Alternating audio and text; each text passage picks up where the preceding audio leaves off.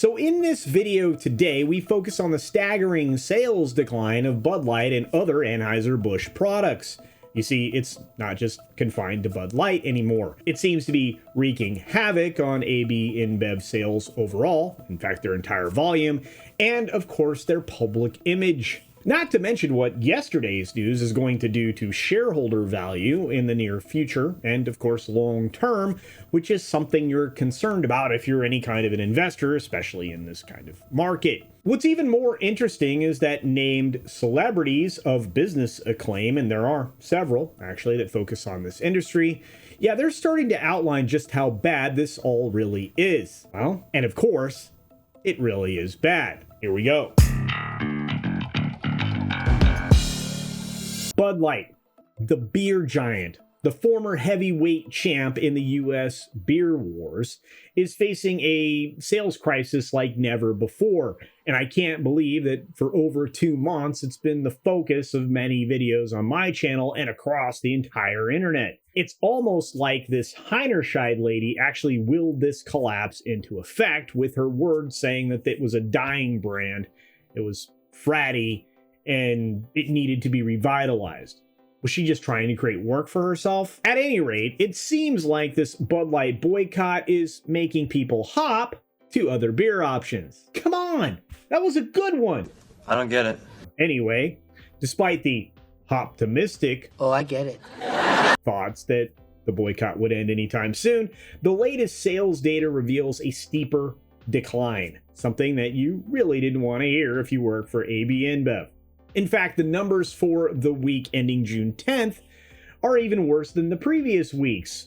And keep in mind, that's kind of rough. You're looking at a mind-boggling drop of 26 and that's wider than the 24.4% from the prior week, and it surpasses the previous record of 25.7% in May.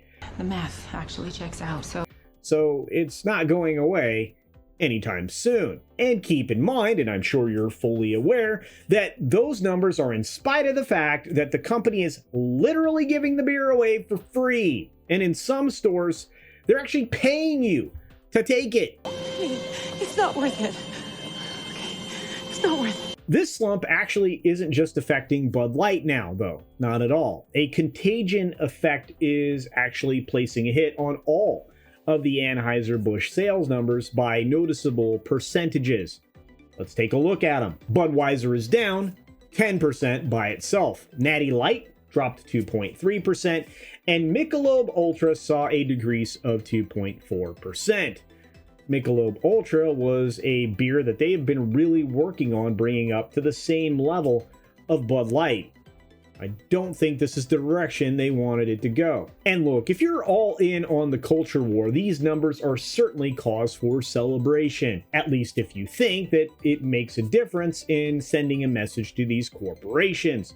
The only positive news that these numbers contain for AB InBev is that this week, Modelo Especial, and this is the beer that dethroned Bud Light in May, while they only experienced a modest 5.7% uptick in their sales, which is less than the 12.2% jump from the previous week. I still don't see that as good news, but hey, what do I know? Of course, that's not going to matter very much. It looks like 30% of AB's customers aren't coming back ever, and they're clearly spreading the word about the other brands that are related to Bud Light, and of course they're educating themselves. Seems to be AB InBev's worst nightmare. In what can only be called a dire situation, Anheuser-Busch is making desperate attempts to revive Bud Light's popularity. And actually, this comes with a bit of hilarity.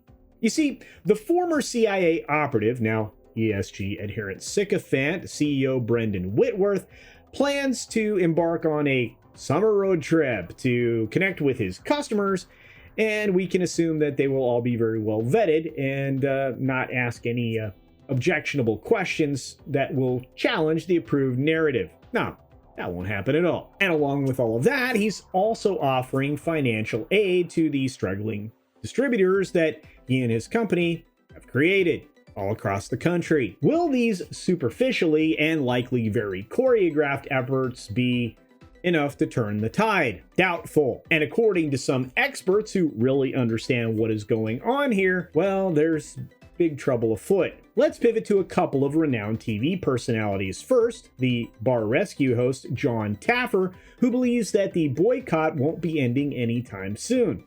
According to him, people have a deep emotional connection to their beer brands, and a perceived betrayal by Bud Light has left a lasting impact. I think I agree. Of course, such a strong sentiment among consumers and an awakening greater populace, it's pretty clear that this crisis isn't going to fade away easily. What's more is Kevin O'Leary from Shark Tank fame came out hard against statements made by Mark Cuban that woke was good for business. I'm sure you've heard that by now.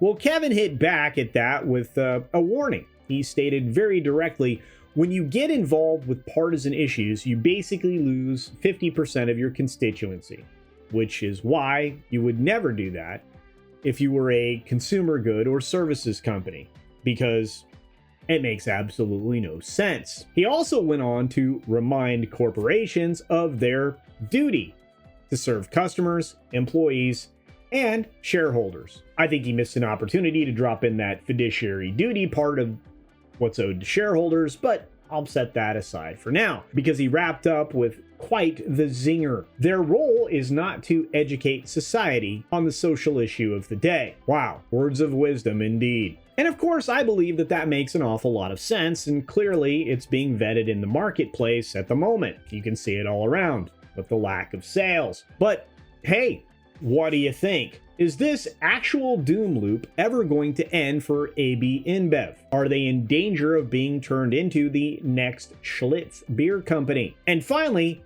do you all still want me to cover this particular story? Because it seems like there's weekly and sometimes daily updates about this entire matter. I just don't know for how long we can sustain this, although I know the longer we do, well, the longer AB InBev is going to suffer. So please leave your comments down below and I'll try to get to them as soon as I can. I also wanted to say I thank you all very much for pushing this channel over 7K subscribers and even closer to that magic 10K subscriber celebration number that I'd like to have in mid-July, and I hope you'll all attend. I really think we can do it. And with your support and the 40% that still aren't subscribed, we can. And of course, be sure to take care of yourself, take care of others, wash your hands, of course, because it's good hygiene. And until next time, bye.